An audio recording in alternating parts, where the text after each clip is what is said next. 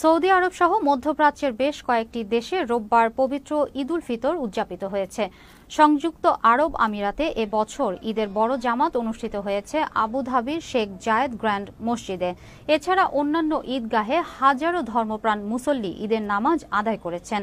এবার দুবাইয়ে 14টি স্থানে বৃহৎ পরিসরে ও আবাসিক এলাকায় ছোট বড় 668টি মসজিদ ঈদের নামাজ আদায়ের জন্য প্রস্তুত করে কর্তৃপক্ষ।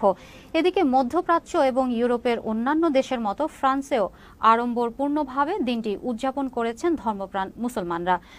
আমরা সবাই একই রুমে থাকি, একই মালিকের কাজ করি, তাই আমরা সবাই মিলেমিশে সবাই ভাই বেড়াত সবাই একই এলাকার লোক একসাথে উদযাপন করতে আমরা ঈদের ময়দানে আসলাম। দেশের একে আমরা প্রবাসীতে আছি, এই আনন্দটুকু আমাদের ড্রেসের মাধ্যমে আমরা আনন্দটুকু শেয়ার করে ঈদটা কাটা হচ্ছে।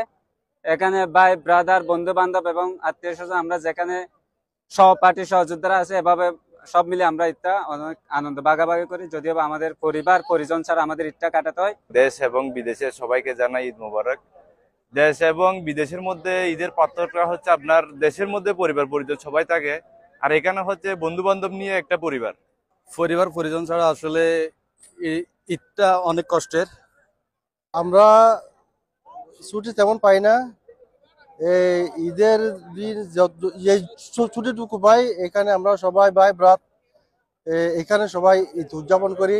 সারা বিশ্বের সকল মুসলমান এবং সকল প্রবাসী বাংলাদেশি এবং বাংলাদেশে অবস্থানরত সকল বাংলাদেশি ভাই ও বোনদেরকে পবিত্র ঈদ উল ফিতর উপলক্ষে ঈদের শুভেচ্ছা জানাচ্ছি। ঈদ মোবারক।